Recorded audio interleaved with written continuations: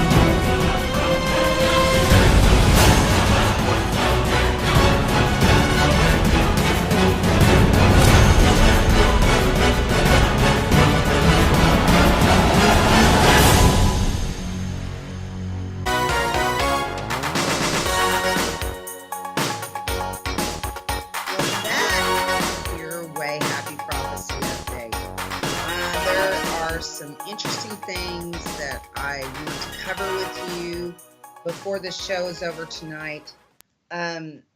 We are on a time pressure where these events are concerned. As we explained in our earlier segment of our prophecy update, I went through Daniel's equation with you and showed you how the very latest that the abomination of desolation could occur according to Daniel's equation is January 20th, 2019. Now, that is 9 months from now. 9 months. Almost exactly. In another 3 days, it's 9 months.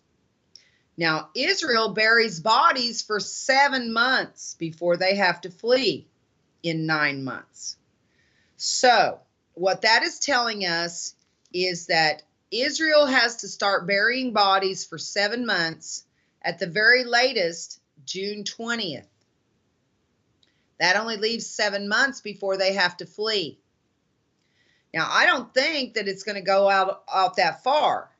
I think their 7 months probably does not wrap up when they have to flee. I think it probably wraps up a little bit before that. So there, between now and 2 months from now, is when you are going to have an event in the world, probably the situation in Syria, around Damascus, that is going to be absolutely devastating, to where Israel has to bury bodies for 7 months. Now, I don't know if they do some kind of a chemical attack in the West Bank or in the Golan, or if Israel or the U.S. or France or the U.K. or Russia or whoever, there's a lot of countries over there in Syria, somebody might end up hitting some kind of weapons storage, chemical weapons storage facility that disperses all those chemical weapons. Now, Israel's population has been outfitted with gas masks. They each have a gas mask. Every Israeli citizen has a gas mask, and every child has one. And they are going to need those. But Israel's going to be burying bodies for 7 months, and that has to start, if Daniel's equation is correct, and we're on target here, this situation in Damascus would fall apart and produce a whole lot of dead bodies between now and the next 2 months from now. Israel's got to start burying bodies for 7 months before they flee, and they flee in 9 months. So that means between now and 2 months from now, you've got the problem in Damascus, the prophecies for Damascus being fulfilled at eventide trouble, and before morning he is not. That would be Assad.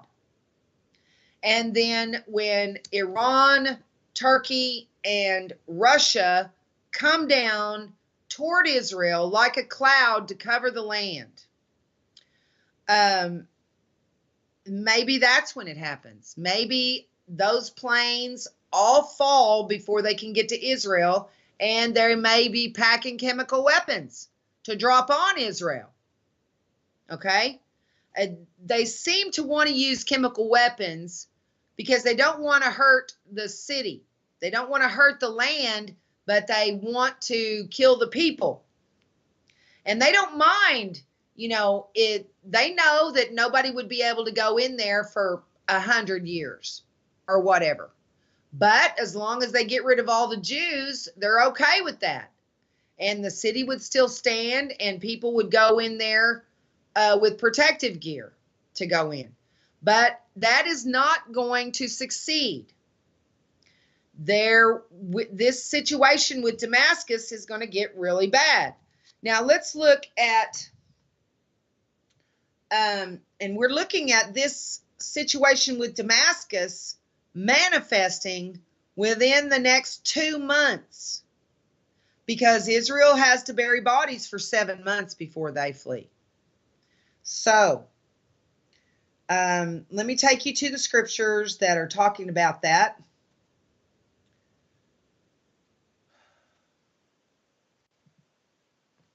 Okay, I want to go down here. Ezekiel 39. Now let's look at how this comes down, okay? Now, the Lord shows up in 38:20. Ezekiel 38:20. So we're just going to have to see how all this comes about. But watch this.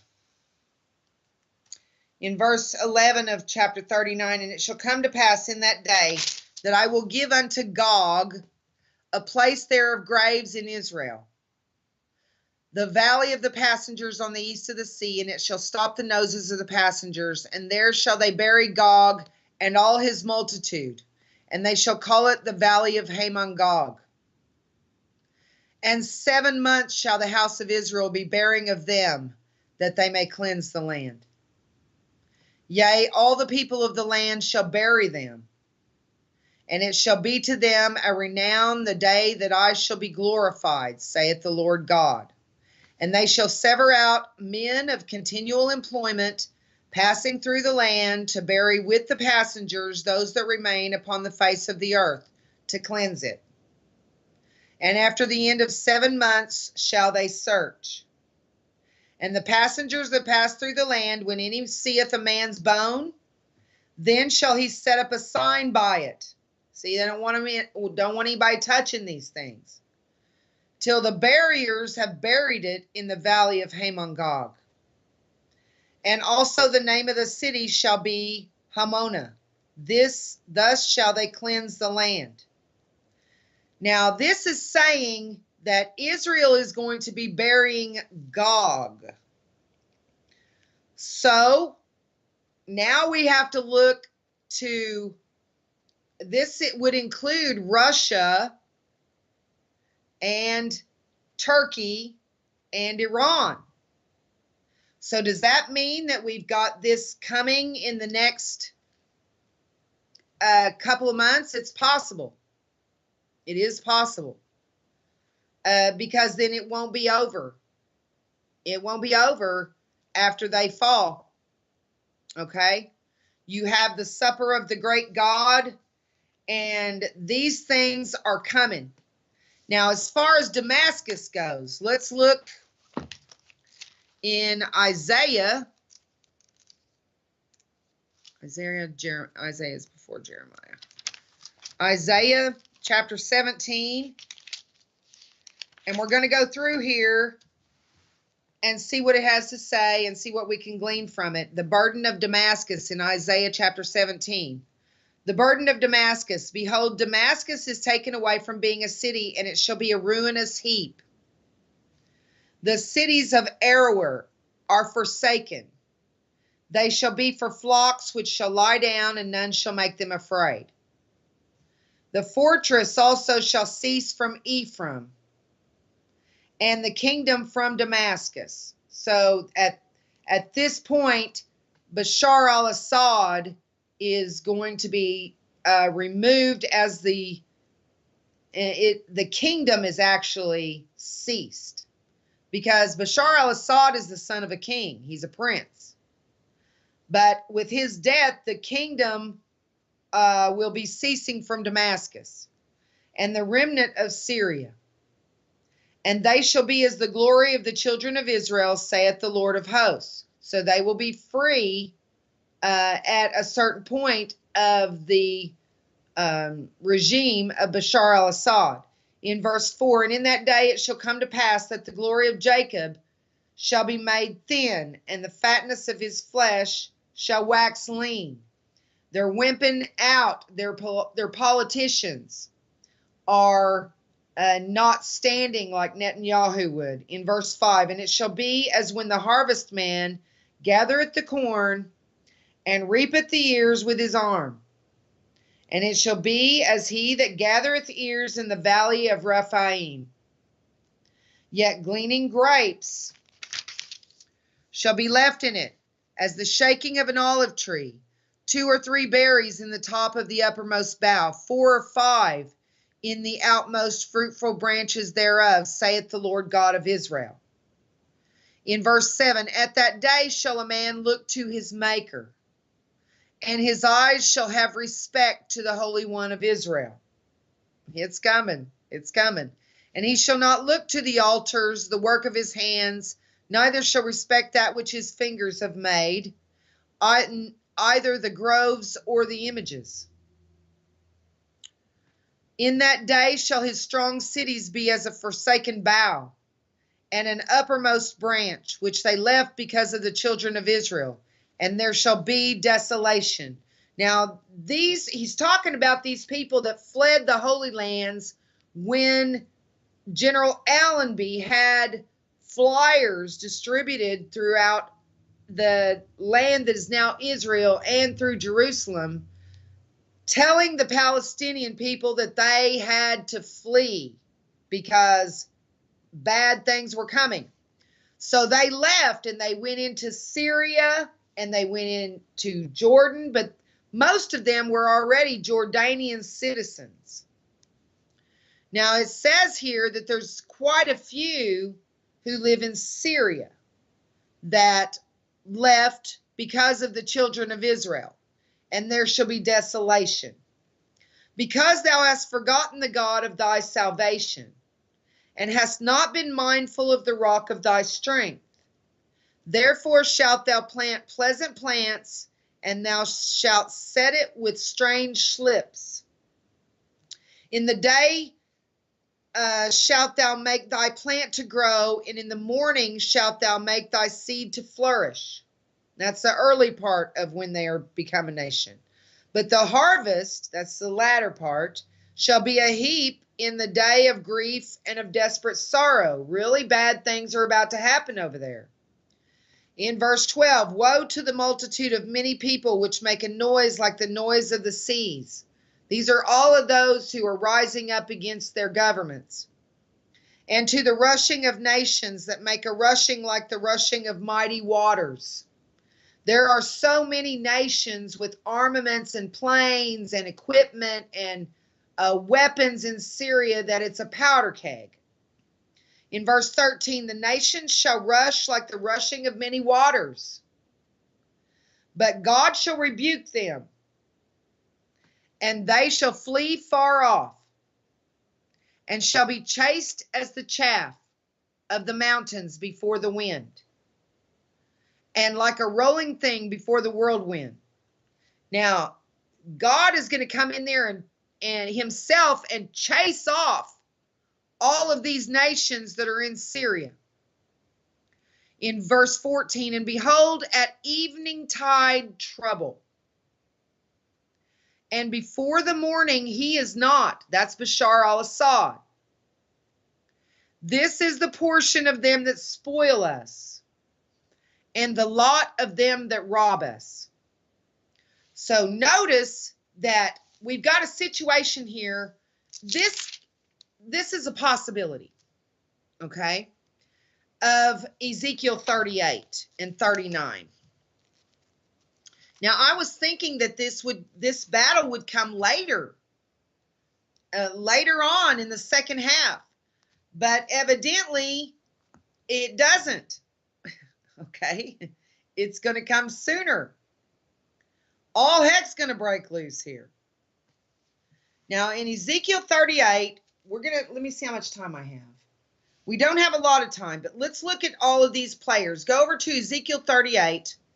The word of the Lord came unto me, saying, Son of man, set thy face against Gog of the land of Magog. Now that is Russia, the chief prince of Meshech and Tubal. Those were the descendants of Noah, who settled in what is now Russia, and prophesy against him, and say, Thus saith the Lord God, Behold, I am against thee, O Gog, the chief prince of Meshech and Tubal. That's Russia.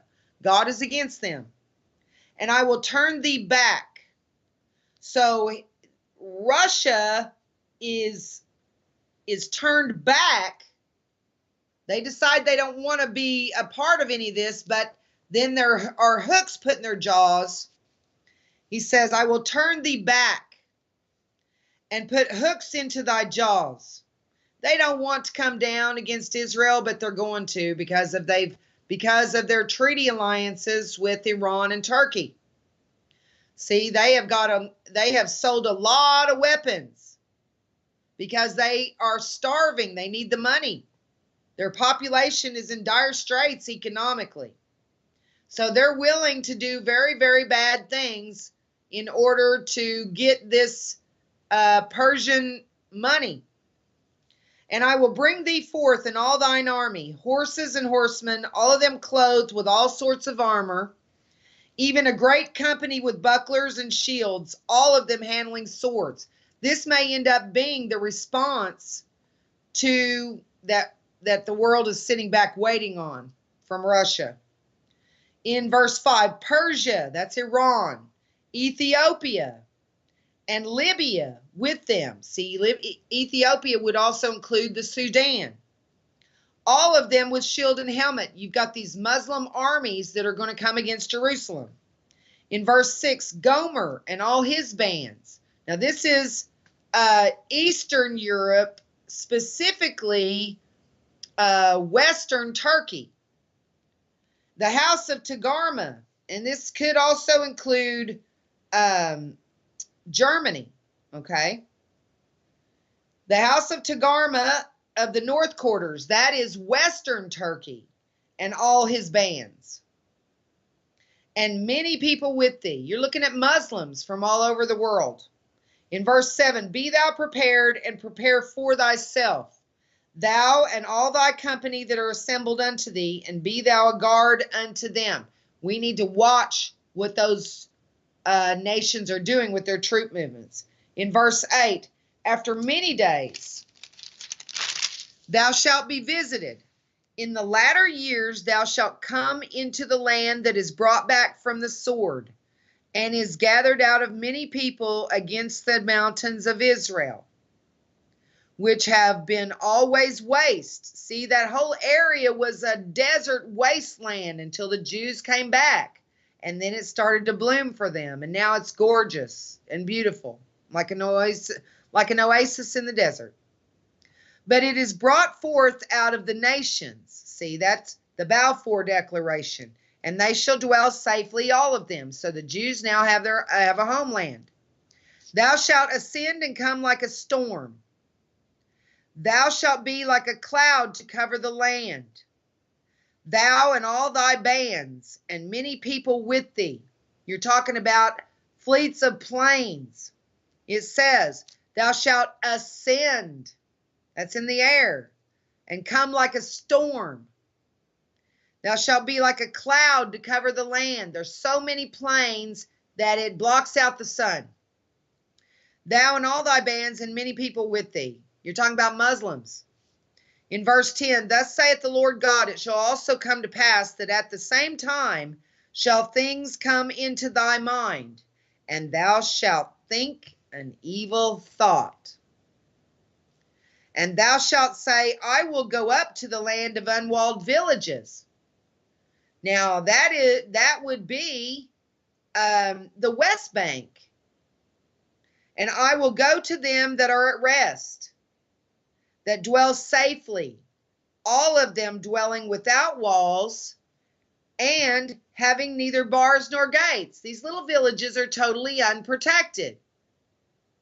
In verse 12, to take a spoil and to take a prey.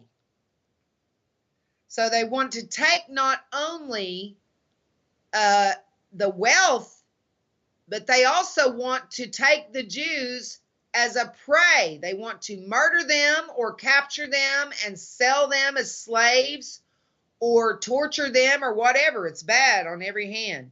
To take a spoil and to take a prey. They want to kill the Jews. To turn thine hand upon the desolate places that are now inhabited. And that's all over Israel. Okay, the West Bank and between Tel Aviv and Jerusalem, all over Israel. And upon the people that are gathered out of the nations. That's the Jews that are there now, that were gathered out of the nations to live there, which have gotten cattle and goods that dwell in the midst of the land. In verse 13, Sheba and Dedan, that's Saudi Arabia, and the merchants of Tarshish, that is the USA. I'm sorry, we are the young lions. The merchants of Tarshish. Tarshish is Western Europe. And then all the young lions thereof. You have the UK, and the USA and France are the young lions. Interesting that the UK, the USA, and France would be the ones who went in to do this airstrike, isn't it?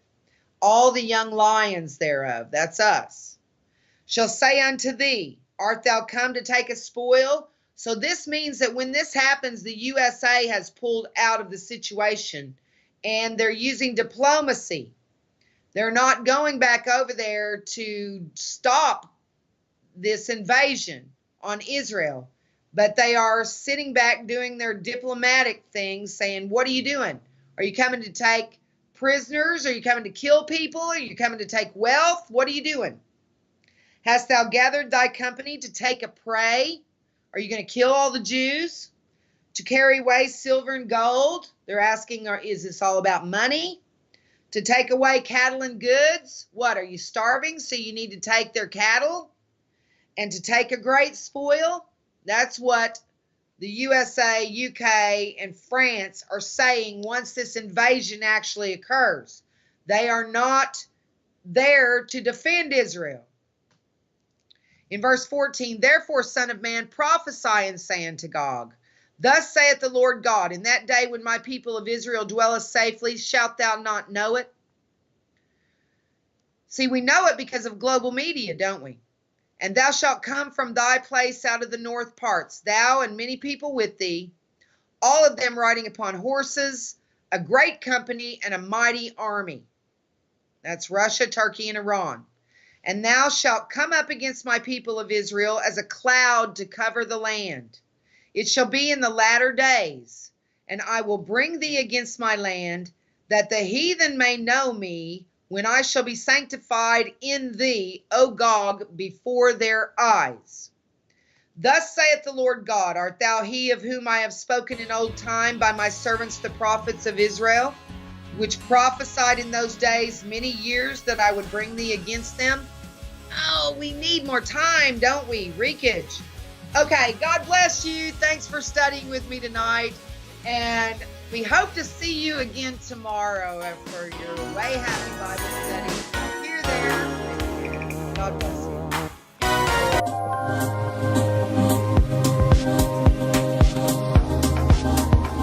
you. Straight up.